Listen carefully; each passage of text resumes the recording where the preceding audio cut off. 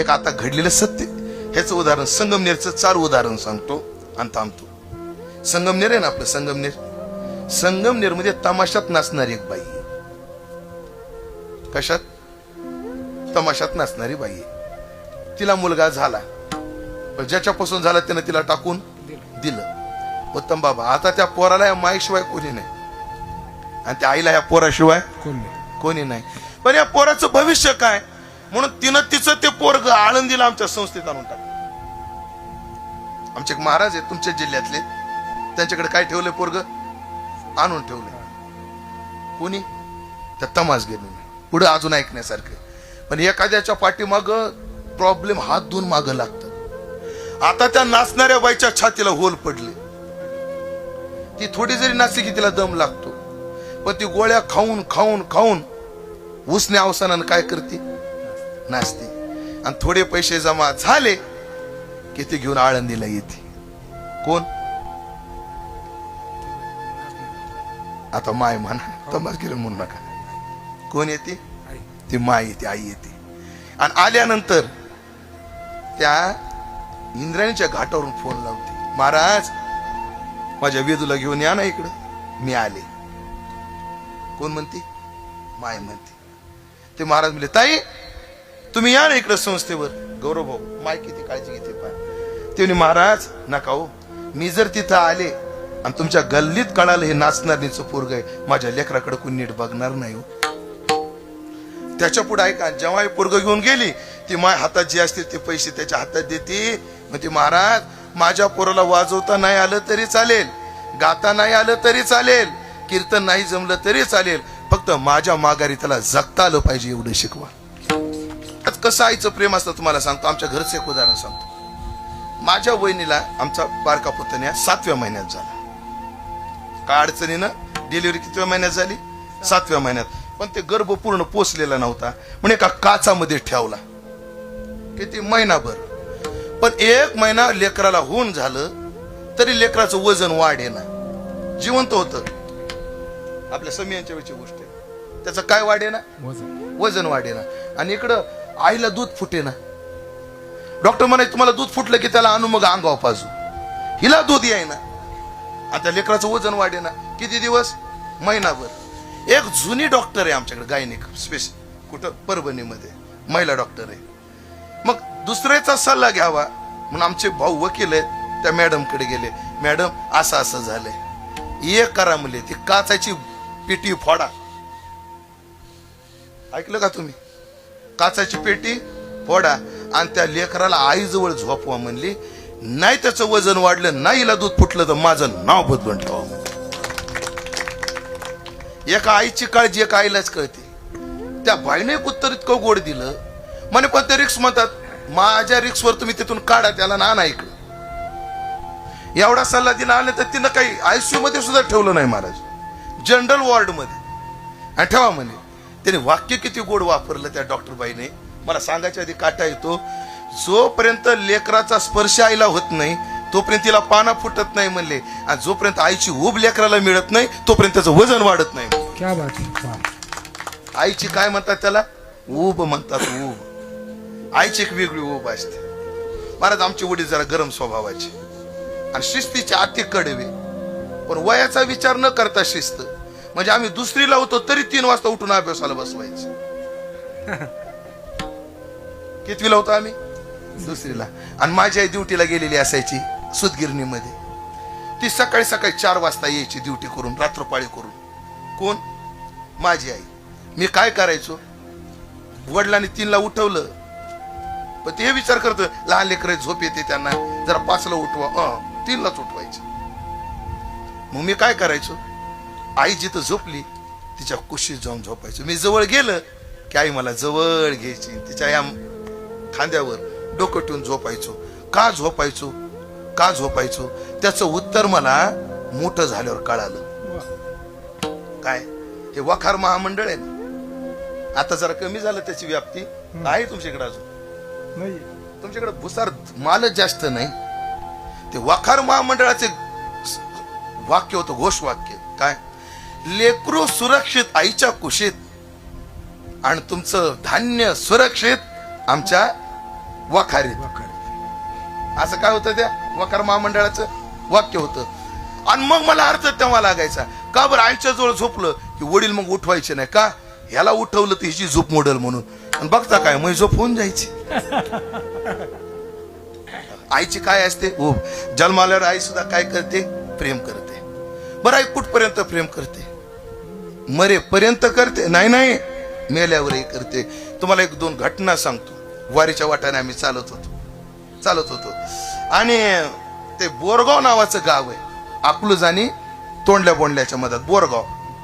एवढा पाऊस पडला आणि तिथं सगळा चिखल, काळी जमीन आहे, चिखल, झोपायला जागाच नाही. बरं दिवसभर भजन केलं, झोपायला जागा पाहिजे. एक घर दिसलं म्हणे, घरामध्ये म्हणलं का हो ताई, इथं घरात आम्ही झोपो का 4-5-12 लोकांनी? झोपा म्हणे महाराज, झोपा, काय हरकत नाही. त्या बाईने गोदड्या गिदड्या अंथरून दिल्या, झोपा म्हणली. म्हणजे फक्त तिकून एक जागा ठेवा म्हणे. कोणाला? म्हणे माझं पोरगा येणार आहे. म्हातारी काठी टिकीच आली होती आम्हाला सांगायला, माझा पोरगा येणार आहे. म्हणजे ते कुठं गेले? म्हणे महाराज आता खरं बोलू का खोटं बोलू? खरं सांग. म्हणजे तो दारू प्यायला गेलाय. आईचं प्रेम पुढे लक्षात येतं. बरं ऐका, पोरगं कुठं गेलं? दारू प्यायला गेलं म्हणले. ते पिऊन येईल, पण महाराज काळजी करू नका, कोणाला शिव्या देत नाही, काही नाही, येईल आणि मुडद्यासारखा गप झोपून राहील म्हणे. त्याची भीती मानू नका, माझा विश्वास ठेवा, तुम्ही झोपा. म्हणलं मग त्याचे घरचे कुठे आहेत? महाराज ते दारू पिऊ लागला, त्याचे लेकरं सोडून गेले, त्याची बायको सोडून गेली. पण महाराज मी कशी सोडवू त्याला, मी कशी सोडू त्याला? महाराज मरेपर्यंत त्या म्हातारीनं ते बेवडं पोरग सांभाळ. अजून एक उदाहरण सांगतो. पोराला पॅरेलिस झाला, म्हातारी 80 वर्षाची आणि पोरगा 40 वर्षाचा. पॅरेलिस झाला, एक अंग काय झालं, डॅमेज झालं.